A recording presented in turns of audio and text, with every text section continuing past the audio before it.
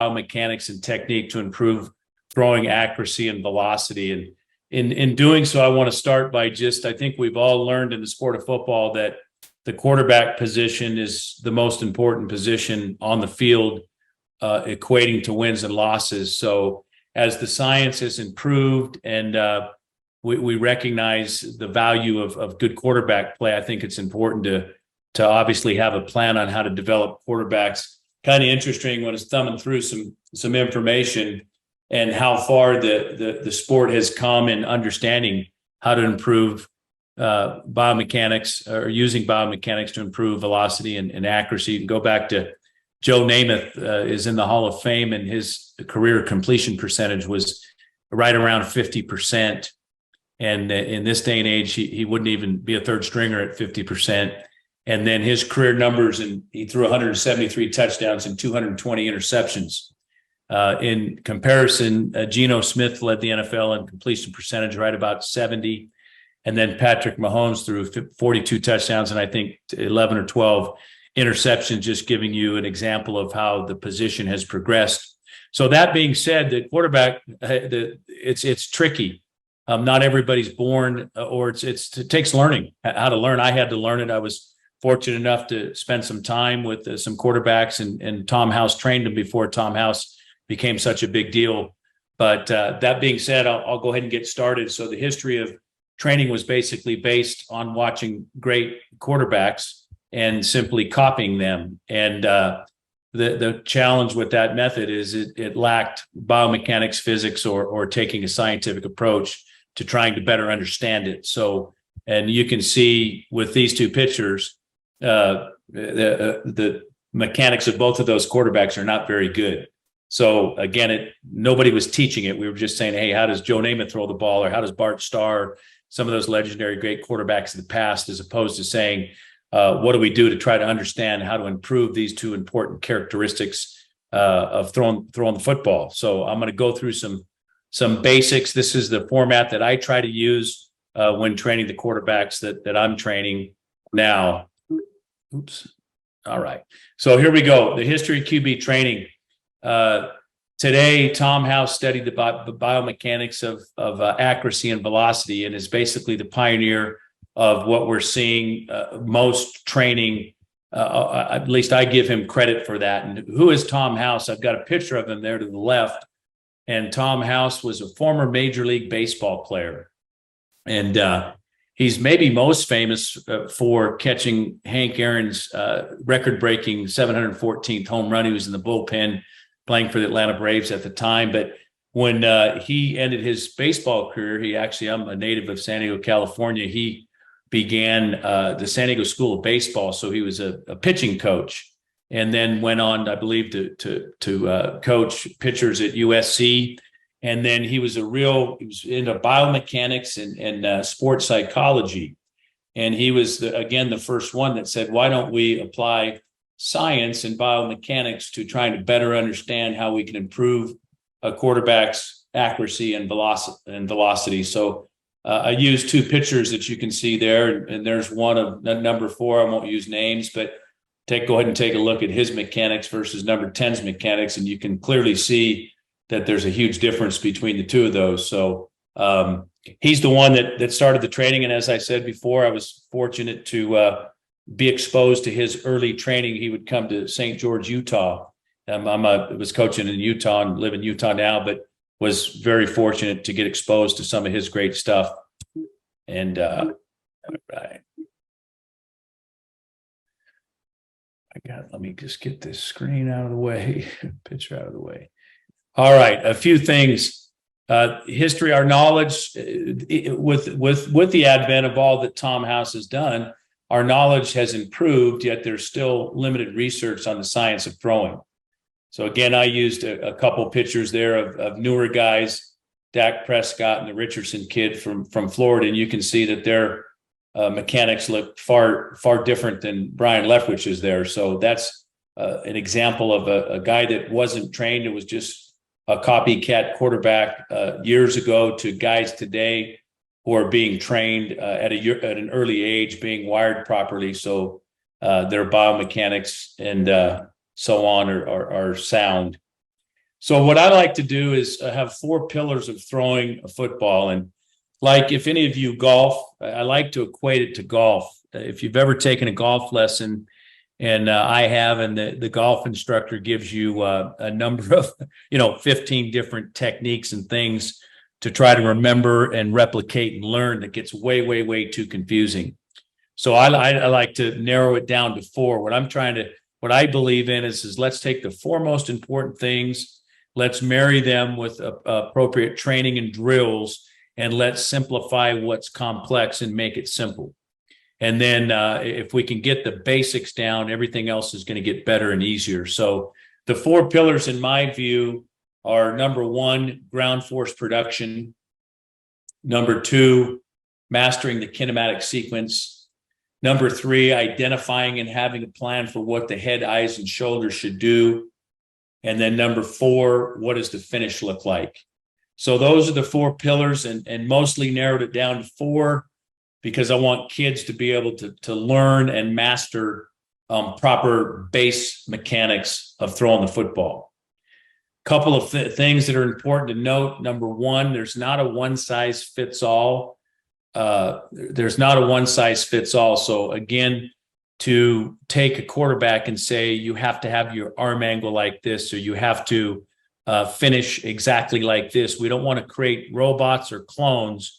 We want to take kids that are already good athletes, they're playing the quarterback position, and we want to take them, and we do not want to create a one size fits all. We want to, again, lean heavily on the four pillars of throwing and let them create natural throwers out of them. We're going to also do that, as I mentioned before, by simplifying the complex. And then the characteristics of all great throwers include they're really, really good at these four pillars. So here's an example for us. You can see Peyton Manning and Phillip Rivers there. Both of them have drastically different release points. And I think we can all agree that both of them are legendary NFL quarterbacks. And so oftentimes quarterback coaches are spending too much time on trying to tell, a quarterback exactly what their arm angle should be. Whereas my approach is going to be, let's identify the four pillars. Let's make sure those are sound, and everything else will take care of itself, barring a major flaw in a release or so on and so forth. So again, that falls into what I like to again mention, is that there's not a one size fits all. Let's let them be natural throwers. Okay, so let's go over the four pillars and explain them in greater detail. First pillar is ground force production. So you've probably heard that everything starts from the ground. The two things that I measure with this is, number one, the test that you can give, three tests that I like to give to emphasize this to kids out on the field. Number one, you can tell them to jump in the air, and while their feet are not on the ground, to go ahead and throw the ball. Then to have them put their feet on the ground and throw the ball. And obviously the distance in which they're going to be able to throw the ball is going to be far greater with their feet on the ground. That illustrates the importance of ground force production. A way to get the proper throwing base for a quarterback is to have them just get in an athletic stance as if they're doing a vertical jump, and to have them jump and then land and hold their landing position. And we like to start and say that's your athletic base right there. That should be your base as a quarterback. And then the last thing you can do is you can have them push on either a stationary or a moving object with one leg on the ground versus two legs on the ground, and they'll quickly feel that they can apply a greater force to that object with 2 feet on the ground. So when we visit with ground force production, everything starts from the ground. The greater force we can apply to the ground, it's going to in turn lead to greater velocity. And if we keep our kinematic sequence right, greater accuracy as well. So we want to transfer the energy from the feet to the index finger. If you look from a head toe transition, that's what's going to happen. It's going to start at the feet and it's going to come out of that last finger. Okay, a term that I just like to use is cleats in the ground. I like this picture of Drew Brees for the following reason. It's a great illustration of if you take a look at the ball is already released from his hand and both feet are on the ground. I'm going to talk a little bit about the finish, and it doesn't necessarily have to look like that at all times, but this is a tremendous pictorial or visual representation of cleats in the ground. I like to find pictures with elite quarterbacks simply because, kids like that. I also like to show them pictures. And as we all know, that kids learn in a lot of different ways, audio, visual, obviously kinetics, and then most of all doing it on the field. But I like to present the information in multiple fashions so we can allow them to learn in the best method that they like to learn. Oops, why is that?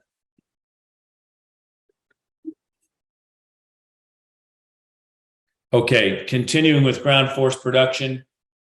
Foot strike out of your athletic base. The first thing taught is the foot strike. And the foot strike needs to be as quick as possible. Some common flaws of old school quarterbacks, or even some today, is that their first step is too long. So I like kids to know that that foot strike, in other words, that front foot should get into the ground when you're stepping to throw. I just tell quarterbacks as quickly as possible. Tom House actually timed it. And then I can't remember exactly what it was. And that's why I just use as quickly as possible, because I'm I always think like the learner. I'm going to take the complex and make it simple. So for me, foot strike is going to come out of that athletic base that we identified, and we want it in the ground as quick as possible. And again, I think Tom House's was 0.002 tenths of a second. He timed as the optimum foot strike time. And obviously that's really, really quick. So it's the other reason why your base is so important. One of the common mistakes I see in training quarterbacks is their base is too narrow, which in turn causes them to overstride with their front foot, also delaying their foot strike, which in turn leads to inefficient kinematic sequence, what I'm going to get to next. So foot strike, I'm going to show you some simple foot strike drills that we do. They're very easy. And we want to train to automaticity is a term I like to use.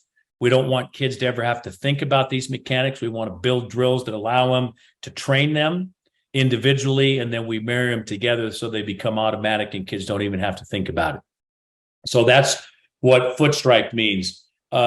Discussions with drops. Okay, we have a number of different stance and different ways to drop. So I'm not going to this particular presentation is not going to get into the different types of drops. But what I want to say about drops, whether you're going to be, whether it's quick game or drop back, is that we want to make sure that we're balanced at all times and we have our proper base at all times based upon the drops that you're going to choose to use. And at a later time, maybe we do a presentation on the different types of drops, the advantages, the disadvantages, the timing, and how they marry up with route concepts, etc. But we want them to be consistent. Okay. And we want them to be quiet, which is my third bullet point there. And what I mean by quiet is oftentimes quarterbacks are in too big of a hurry when dropping, and it's almost as if they're tensed up as opposed to relaxed and quiet. So to me, quiet means that you're maintaining your athletic base, your head and eyes are still, which is going to be critical for accuracy and kinematic sequence perfection. We're going to have proper shoulder level based upon the throw. And the most important thing, and if you do those things, we're going to always be in balance. We're going to always be in balance. So those are various things that apply to ground force production. So that's pillar number one. Pillar number two is the kinematic sequence. And within our kinematic sequence, I've put here bullet point number one, KS equals, and I train our kids like this. I try to keep things never more than 4 so they can retain it. Okay. And obviously learn it. Our goal as coaches is we know it's not what I know, it's what I can teach my kids to understand and most importantly, implement. So when I think about kinematic sequence, I train it like this. I'll tell kids all the time when training them, kinematic sequence means foot, hip, shoulder, arm, foot, hip, shoulder, arm, foot, hip, shoulder, arm. Well, what does that mean? That's the timing of the kinematic sequence. So it starts with foot, and that's what I just described as foot strike. So when we strike that first foot, we want it out of our athletic base. We want it to be ASAP, and then we're going to marry it with a load. And I'm going to show you a drill or two with the load, but the load phase occurs with the foot strike, and it means loading the ball from the carriage position or where you're holding it approximately at your sternum and pushing it and loading it back with your front hand. So in order to coil ourselves or get ready to explode with our throw, we've got to get it loaded properly. A very common mistake among quarterbacks is they take the ball from the carriage or the sternum and they take the ball back with their hand as opposed to pushing it and loading it back by pushing the football with their front hand. Next is the front foot. As I mentioned, foot strike and load, front foot in the ground ASAP. The purpose for the load is it separates the shoulder from the hip. So if our timing of our kinematic sequence is going to be foot, hip, shoulder, arm, all sequenced to fire at a slightly different time in sequence, we have to separate the shoulder from the hip. So that load does that. Once we're in that load position, the hip is going to fire. So we had foot first, load second, hip third. The hip will fire after the foot strike, not at the same time as the foot strike. Very common mistake, at least old school. When I played quarterback, we were trained to take our front toe and point it at the target with our foot strike. Bad idea, because it will, number one, it will not disassociate the shoulder from the hip. Number two, it screws up the timing of the kinematic sequence. So our front foot is just going to be a natural step at the target, ignoring, like I said, I try to eliminate, and I share with kids that I myself have trained that 20 years ago. We're not going to do that. It'll mess up the timing of the kinematic sequence. So the hip will fire after the foot strike, and then the shoulder fires after the hip, and then the arm is going to fire after the shoulder. So that's what we refer to as our kinematic sequence. We want the timing to be perfect. I'm going to show you a number of ways that we can train that. And then perfecting the timing of this sequence is critical. I'm going to give you some examples of how to do it in the weight room, on the field, and then, of course, I'm not going to show examples of it while during practice, but, of course, when the season starts, we're going to do it on the field while practicing. I just put a couple other examples. I like for kids to understand that kinematic sequence is used in other sports. I don't have a picture of a fly fisherman up here, but if any of you fly fish, obviously you wouldn't throw a fly with the foot, hip, shoulder, and arm all going at the same time. You would incorporate the kinematic sequence. A baseball swing is the same thing. You take a look at this swing, and you can see that front foot, both feet are in the ground, the hip is fired. So for baseball, it would be foot, hip, shoulder, bat. And then another great example would be golf. Golf is a tremendous example, very similar to throwing a football, where it would be foot, hip, shoulder, and then club. So those are two common examples that kids are aware of that utilize this kinematic sequence that a quarterback utilizes when throwing the football. Let me give you a couple of examples of the kinematic sequence. And there's Tom Brady and Joe Burrow. Take a look at the Joe Burrow picture, and you can see that front foot, the foot strike. He's got a nice base. He took the foot strike, which you can't see. It's in the ground. And then you can see, if you take a look at his back hip, he's already started the hip fire. So we've got foot, hip. And then if this were obviously in motion, we would then see shoulder, arm. A couple other things. Take a look at his front side. It's very well connected. I like to use the term connected. Take a look at his shoulder level, and he's got a calm head with his head in the frame and his eyes still. All important aspects of both velocity, accuracy, and mastering the kinematic sequence. And then I like to frequently refer to balance. He's on balance. Everything about that picture of Joe Burrow right there demonstrates is he's got tremendous balance while throwing the football. So there are some kinematic sequence examples. Okay, let me show you a video of this. This is called this is the foot strike and load sequence. You can do this in the weight room. You can do it in your bedroom. You can do it anywhere there's a mirror. We have a towel in the quarterback's hands, and we use a towel because we can use the towel and not tax the arm. And I think it's important in trying to master the kinematic sequence that we can find ways to get large numbers of reps without, throwing out our arm, for lack of a better term, or keeping a good pitch count where we're not taxing the arm. The other benefit with the towel is that we can improve. It's a neuromuscular coordination thing. In simple terms, the brain gives muscles messages and impulses as what to do. So if you want to improve arm speed, we want to train with our arm moving as fast as it can. And a towel allows us to do that. So let me just share this with you. It's about a 15-second video of just a simple, this is a foot strike drill and load. See how he's pushing with his front hand, eyes still, shoulders still, athletic base, quick little foot strike. So that's something kids can do. I like them to look in the mirror for the following reason. It gives them immediate visual feedback and mostly seeing that, hey, my head's calm, my eyes are still, my shoulders are level, and he doesn't see his foot there, but that's a simple foot strike drill. Highly recommend is the first part of training the kinematic sequence. Okay, hip shoulder disassociation. Y'all have seen the Dak Prescott drill. Kind of a fun story about that is Tom House is actually the author of the Dak Prescott drill. Dak Prescott made it popular because he plays for the Cowboys and a lot of people watch him. But the whole purpose of that Dak drill, which I'll go ahead and name it because, again, it's kids know who Dak Prescott is more than they know Tom House, so I name it the Dak drill. But it's just basically that hip shoulder disassociation drill. So I'll show you an example here where you can do it with the foot strike, load, and then fire the hips.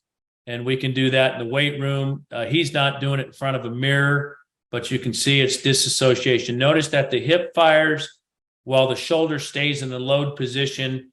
Most importantly, understanding that we want the shoulder to come after the hip. Here's an example of doing it while moving. And again, simple disassociation off of a 5-step drop, firing those hips, foot, hip, shoulder.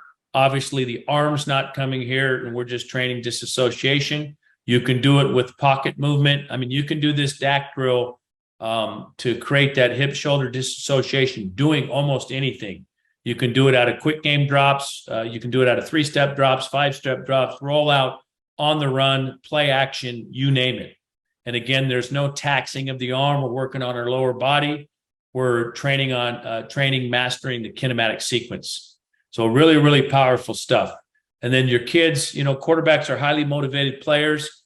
This is something that, after you train them how to do it, these guys will start running with it on their own, and it's powerful stuff in making these guys, allowing them to master the kinematic sequence.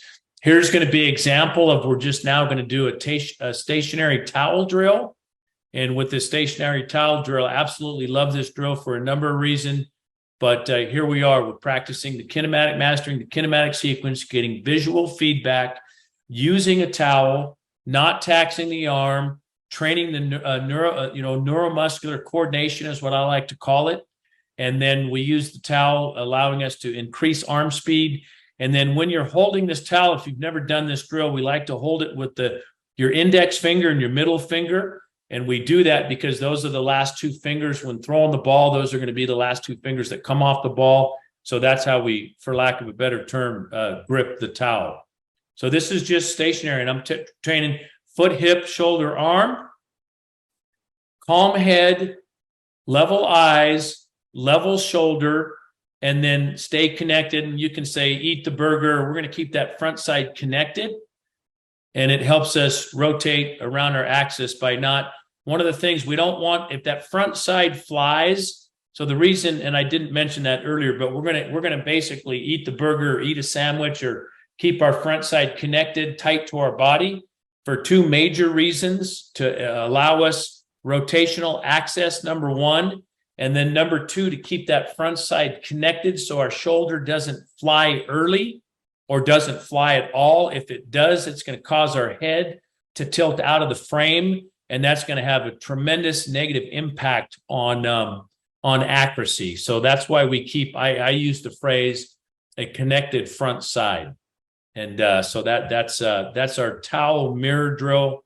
Awesome drill. I incorporate it in some QB strength training sequence, which I'll share just briefly at the very end of the of our presentation. I think it's very, very powerful, the kids to be able to get reps without taxing their arm.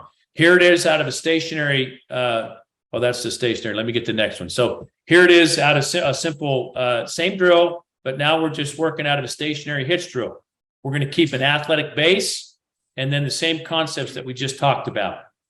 Connected front side, level shoulders, calm head, staying in the frame, foot, hip, shoulder, arm. If you want to throw it and hit the mirror, this quarterback likes to. the snapping effect will actually give you a little bit of feedback as to if your timing of your sequence is good. And so that's just a towel drill with a hitch.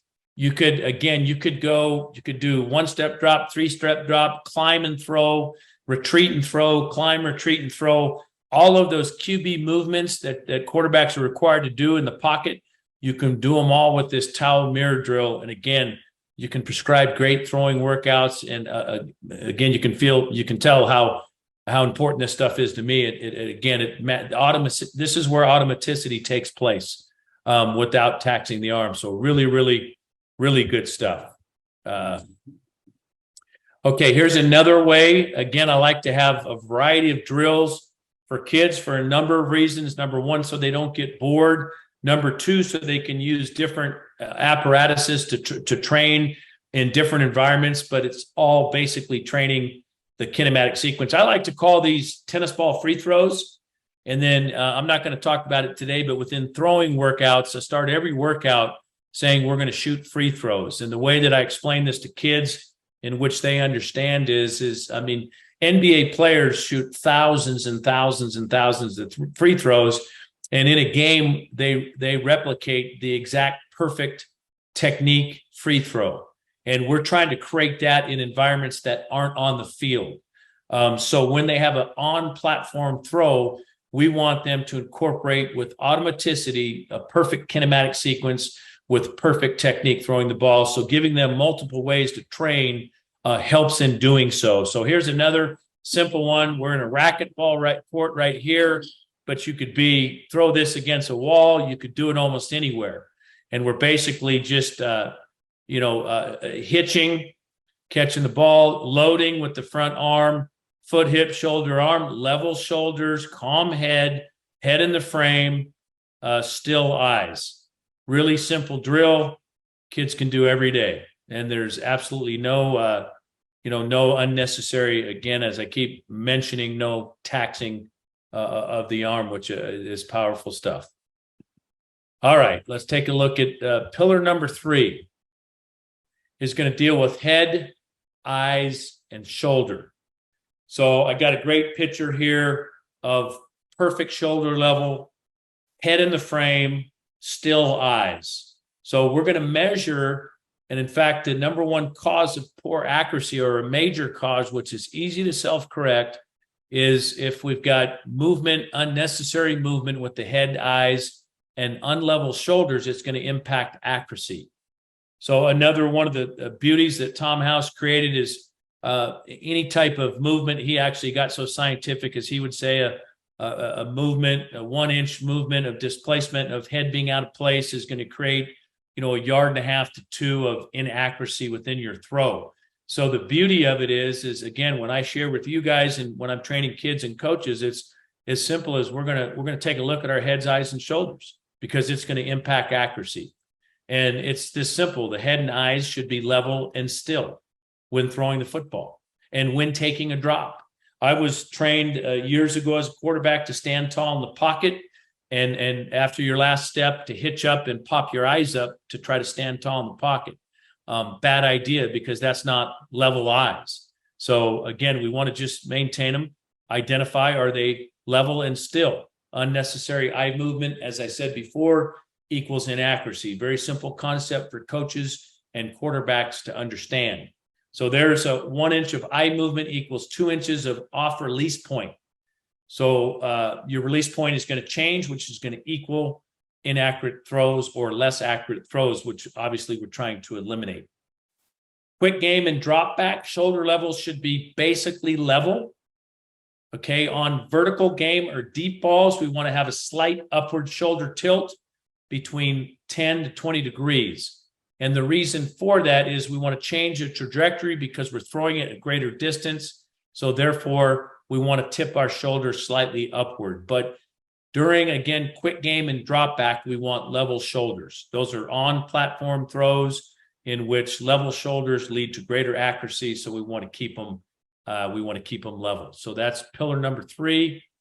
Pretty simple to understand, pretty simple to measure.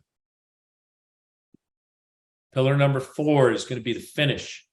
Okay, how do we want to finish? And this is evolving as we speak and has changed drastically over the years. And for one, when we're talking about finish, we want to start with all energy towards the target. So if we think, I like kids to understand, hey, when we're throwing the football, we want all energy moving towards the target without any type of unnecessary movement.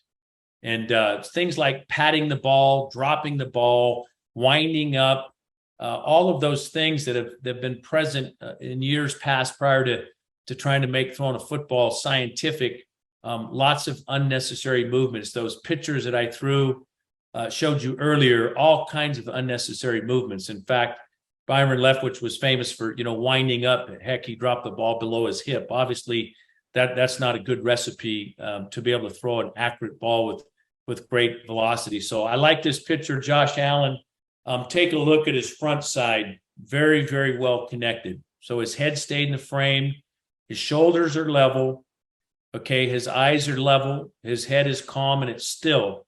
And then you can see the great extension from his throw, and then the release point, or excuse me, the finish with his hand is outstanding as well. So, and he's got all of his energy moving towards the target. Secondly, I put rotate around the axis. I'm going to spend a second talking about this. It's oftentimes, and those of you who are golfers, we have a tendency to sway or lean forward into a throw. I want you to think about having a metal rod inserted down the center of your skull, through in between your legs, stuck into the ground. So similar to the earth rotating around its axis, I want you to think as a quarterback that when we throw the ball, instead of swaying forward, we want to instead rotate around our axis. It's one of the common mistakes among golfers. They poor golfers like myself, is I spent many years not being a very good golfer because I would swing and I would sway forward. And I finally ran into a good golf coach, and he said, you need to rotate around your axis as opposed to swaying forward. It's hard to hit the ball that's in a stationary object when you're swaying and moving forward. And the same thing applies, holds true for a quarterback. So think about rotating, your quarterback rotating around his axis. And then finishing, and what helps with that is those pictures we saw earlier with the ground force production, that helps. I've worked with a lot of quarterbacks, and they want to immediately pull their back foot off of the ground, and that causes them oftentimes to sway forward. So anyways, rotate around your axis, and then you can see, lastly, we want to have a balanced finish. We want to finish on balance, and that's easy to identify and see when taking a look at quarterbacks. I'm going to show you a couple more pictures of finish, or a picture here, CJ Stroud. And if you take a look at that, you can clearly see that he's rotated around his axis. I mean, he is squared up. He is rotated, tremendous extension with his arm. Same thing with all of those four pillars that I talked about. Head in the frame, front side connected, rotated around his axis. You don't see his feet, but it appears that he had great ground force production, a tremendous finish, tremendous balanced finish. And there's a really good pictorial example of him doing a great job with his finish. Okay, here's another one. And that's Jordan Love. I had a chance to work with at my time at Utah State. Great young quarterback. His tremendous arm has improved drastically with his technique as I've watched him just on TV. But I think Aaron Rodgers has had a great influence on his mechanics and technique and ability to just understand the game. But I like this picture because here it looks like he was probably throwing on the move. That may not have been an on-platform throw, but you can see how balanced he is, how dialed in his upper body is. He's got a calm head and all of those things that I just mentioned, a connected front side and tremendous extension. Really, really good picture of a good finish. And the reality is with quarterbacks is, I don't know about the majority of throws, but oftentimes, it's not, it's probably more often than not that quarterbacks are throwing off platform as much as they do on platform. So obviously I like to think of off platform throws. What I tell quarterbacks is simply this: maintain the four pillars, and the automaticity of the sound mechanical profile that you have when you're not on platform. That's it. Don't confuse them. And if you're throwing on the run, throw off your front foot, and make sure that, again, all of the automaticity of the four pillars are in place, and you'll be in business. So again, take the complex of all these mechanical things and simplify it to the four pillars, and share with them, both you as a coach and with them, on how to self-correct and identify if those four pillars are off kilter. So anyways, lastly, I put in red here, just back foot. Tom House in his early years used to teach what was called, especially with pitchers, a toe drag. So after throwing the ball, you would take that back foot and drag it. And I think more than anything, that was making sure that we were trying to rotate around our axis as opposed to swaying forward. And what we're seeing with a lot of guys now is sometimes their back foot doesn't even come off the ground. Okay, now I'm not saying that it cannot come off the ground. I think that the previous pictures of CJ Stroud was the best example.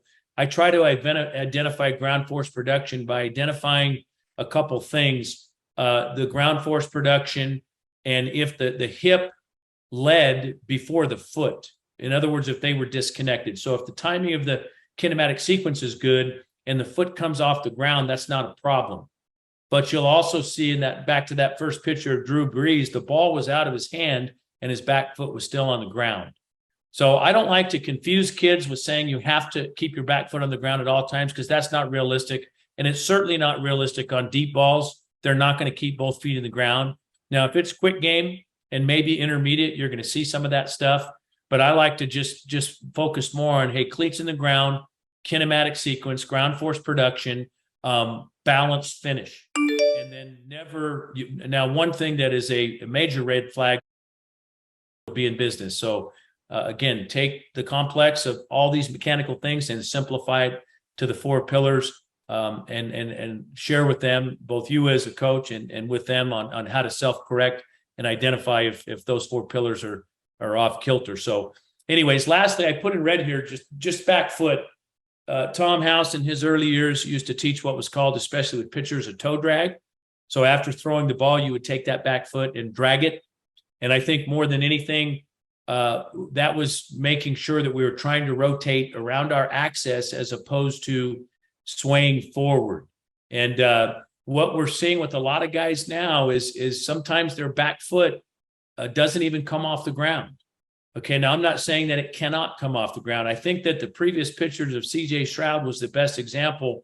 I try to identify ground force production by identifying a couple things, the ground force production, and if the hip led before the foot.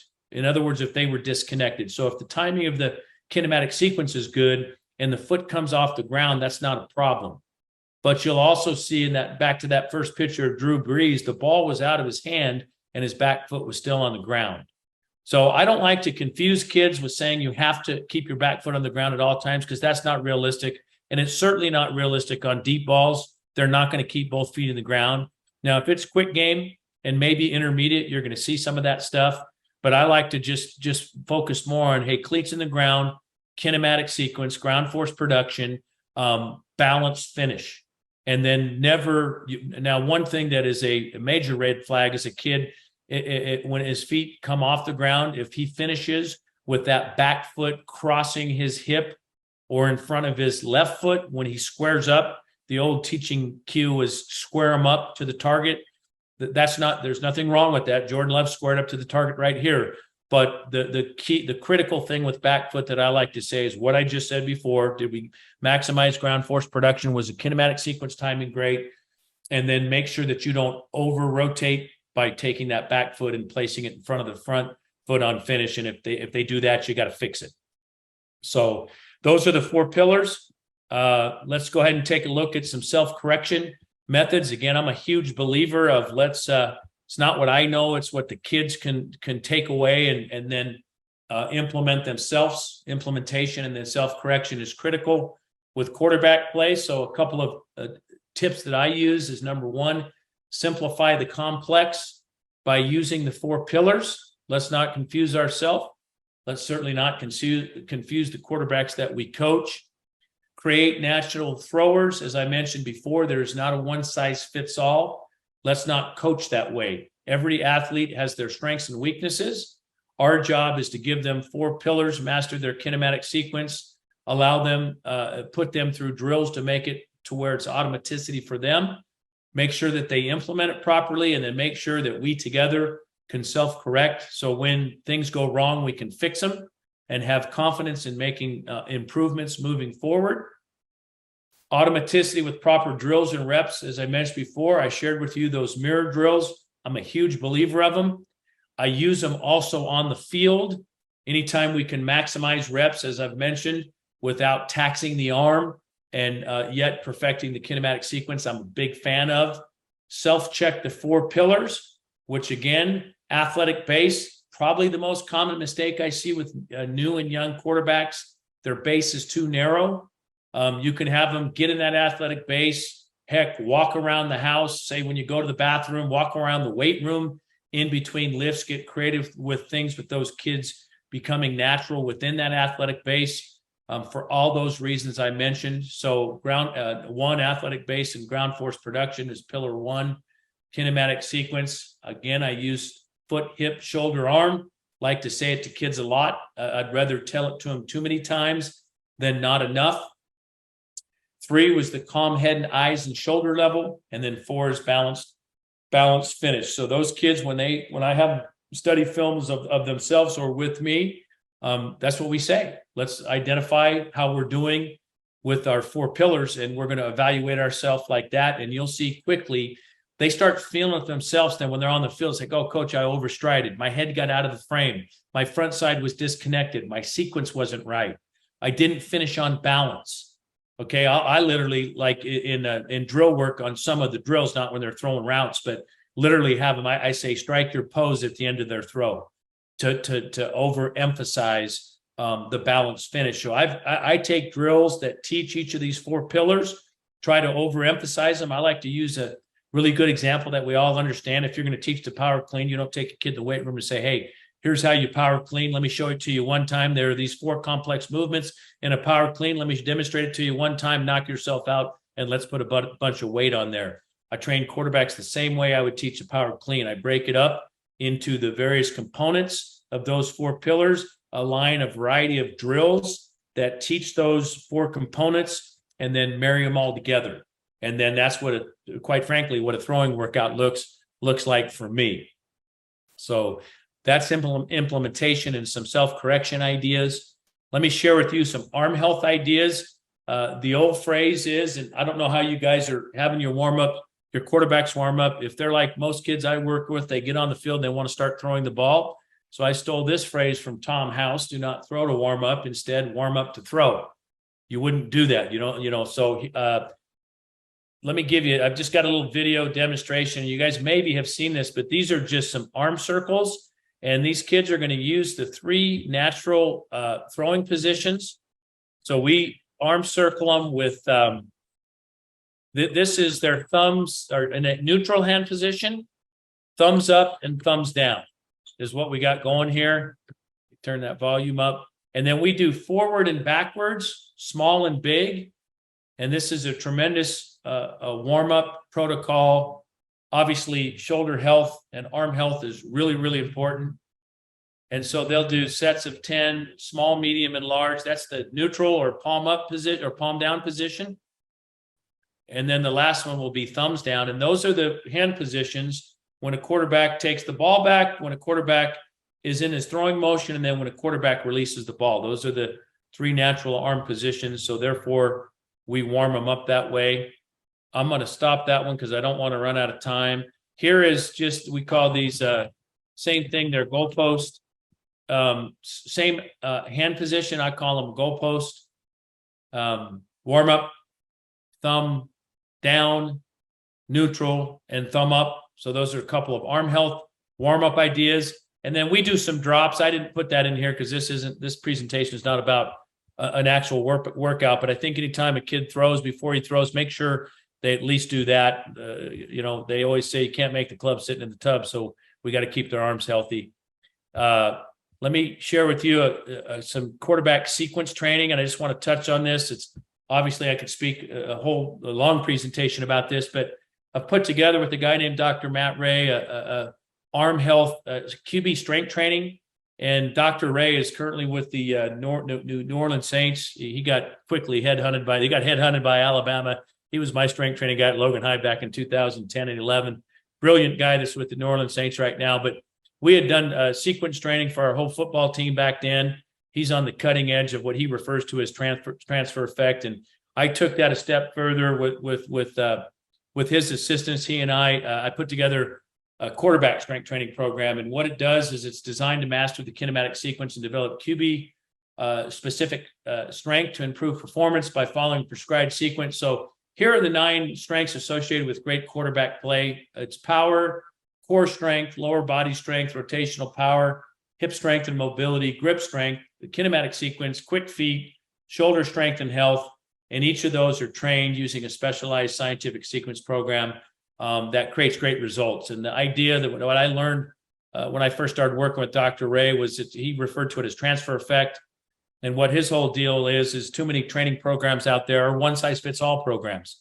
And the goal should be that every exercise that you ever select that you want an athlete to do should be designed to improve their performance on the field, i.e. he referred to that as transfer. It should transfer to improve performance. So that's what this QB sequence training program is. Not designed to replace one strength training program. Instead, it's designed to simply train those 9 strengths that quarterbacks that are going to make quarterbacks better quarterbacks is the idea with that. And then I'll give you one quick example of that. So here's a QB sequence example. And let me get my screenshot out of the way here. So I've got these 2 quarterbacks. There's a stationary shuffle drill, training rotational power, working on load. And that young kid in the front is working on rotational power, while the young kid in the back was working on grip strength. So 2 examples of quarterback sequencing. I've developed a ton. I mean, I've got hundreds of these sequences, got a library full of all kinds of, basically what I did is took Dr. Ray and I took those 9 strengths that are important for quarterback, and then we built libraries of a number of drills. Here's a good example. We like to keep the ball. We train ball security within these sequences. As we know, quarterbacks are measured by turnovers. So why not that's a power exercise right there, a jump split squat. And this is a young kid. And we're basically training ball security while we do it. There's a hip strength and mobility exercise working on athletic base, pocket climb and retreat while maintaining 2-hand ball security. There's a one-legged military press demonstrating shoulder health and strength, obviously important for a quarterback, maintaining balance, putting him on one leg, also incorporating core strength. So a lot of these sequences, not only do they develop the specific strength within the design of that particular lift. So we take a sequence consists of 9 different exercises, all focused on those 9 strengths that are essential for elite quarterback play. We incorporate ball security. We also incorporate some verbal cues that also keep their mind processing and gathering information. It might be a particular coverage, an adjustment, a read.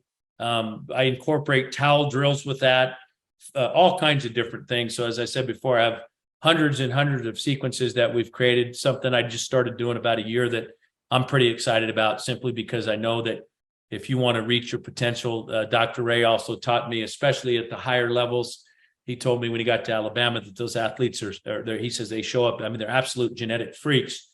So, a 1% increase with these guys is a difference of them being a first-round draft choice or, whatever, being a fifth-round draft choice. And these elite athletes, every percent of improvement matters to them.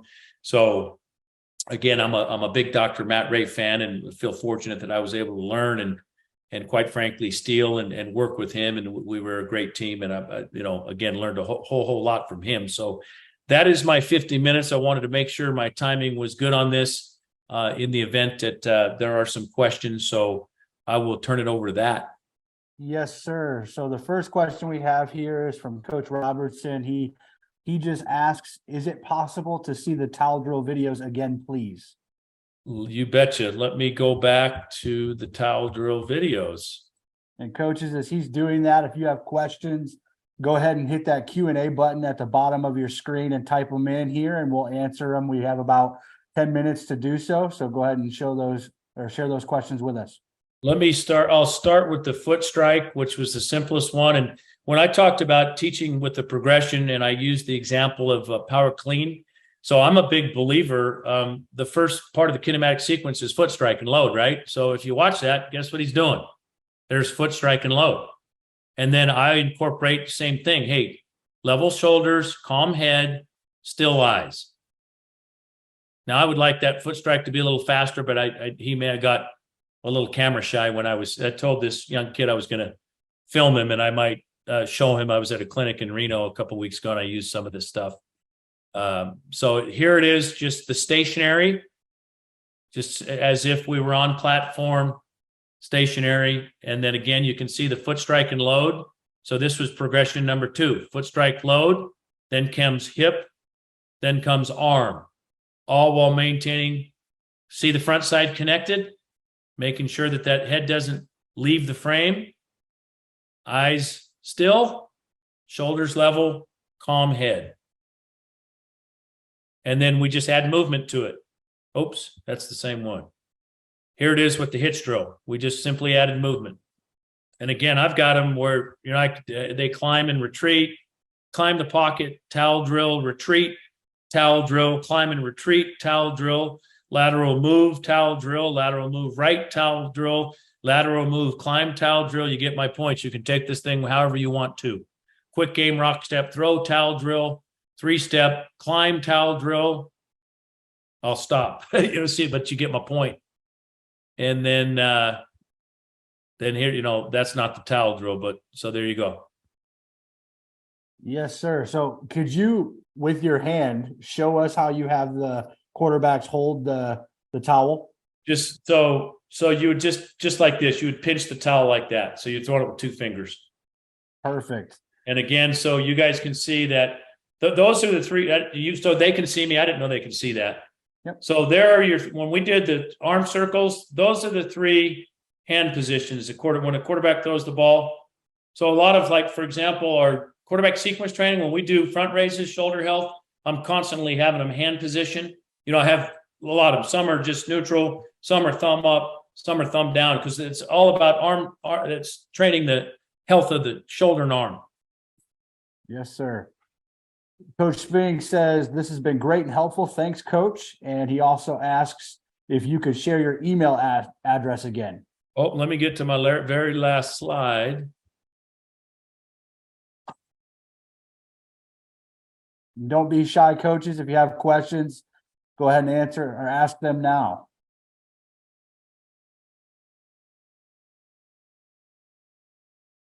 You see that there?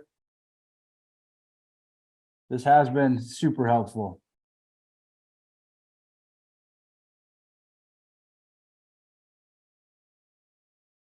You see that there? This has been super helpful.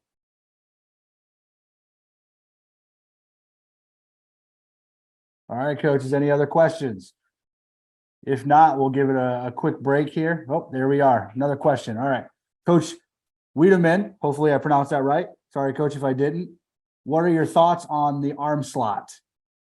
My thoughts are let the feet take care of it. So a couple of things that are challenging with kids, they see Patrick Mahomes make those great throws. And, you know, I never want to squelch anyone's dreams, but they're not Patrick Mahomes.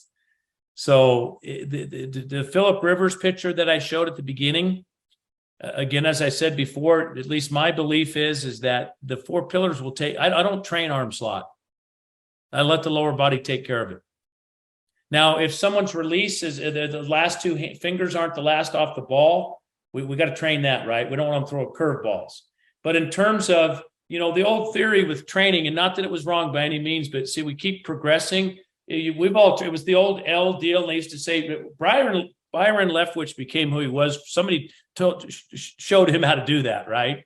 And I don't want to sound rude, but it's before Tom House and now people are applying biomechanics to it. And at least what I've learned through practical experience on the field. I don't like, again, I think of a quarterback, I don't want him to think. I want him to automaticity. So that goes back to the sequencing and progression of teaching drills, that if I got a kid thinking, hey, you got to get that arm over the shoulder, or you got to put it in this slot, you know what I'm saying? It gets confusing to me. How about let's get our lower body right and make them natural throwers? Because I'll tell you this, you can go watch every quarterback, their arm slots are all slightly different. So again, going to just my belief, and there's, as we all know as coaches, there's a lot of ways to coach, but I just think it confuses the simplicity of creating natural throwers, allowing them to be highly athletic, and using their strengths to their advantage, and not, let's fix any weaknesses with the lower body. And I believe it takes care of arm slot. Now, if a kid's throwing it sidearm, we got a problem. I think Phillip Rivers is probably the lowest you're going to see, but I think we'd all agree Phillip Rivers is one of the most accurate throwers of all time. Go watch some video of Phillip Rivers. Those 4 pillars are spot on. His lower body is fantastic. So that's my opinion. Yeah, that's great, Coach. Thank you so much with that answer. We got another question here. Give me just a second. Coach Sully says, what are your favorite ways to help QBs activate their hips? Towel mirror drills and the DAC drill, and then the QB sequencing. Those drills are all built in. So I believe it's like anything else. Great drills that train the movement you want. Okay, transfer effect, what Dr. Ray taught me. Same thing holds true with drilling kids. Let's how many of us, you all remember the QB drills where they're jumping over bags and doing all that nonsense? How many times does a quarterback jump over a bag and throw the ball? Never. So let's get rid of those. Let's keep a good base and teach them how to move athletically within the pocket, i.e. Tom Brady, one of the worst raw athletes ever on the planet, who's the greatest quarterback to ever play. He's one of the most elusive of them all because he keeps his base. It's not for this discussion, but he understands where the weakness or the lack of gap integrity has taken place, and he utilizes his movement within that, processing information so quickly that he knows where to go with the ball to not get in trouble. And to me, that's why quarterbacks are completion percentages up, interceptions are down, because they're marrying all of these things together to create a perfect product like Patrick Mahomes. And Patrick Mahomes is just Tom Brady with 100 times more athleticism. And, I don't know about you guys, quarterback play is phenomenal nowadays. These guys are unfriggin' believable, because back to Dr. Ray, they care about every 1%. They QB sequence train, meaning that the grip strength is important to them. Figuring out how to trigger the hips is important to them. So that's our job as coaches to again, design programs and give them drills that allow them to do it to automaticity. So when the live bullets start coming, because mechanics, if it's not automaticity, when the live bullets start flying, mechanics are going to break down. Coach Frick says, incredible content. Thank you.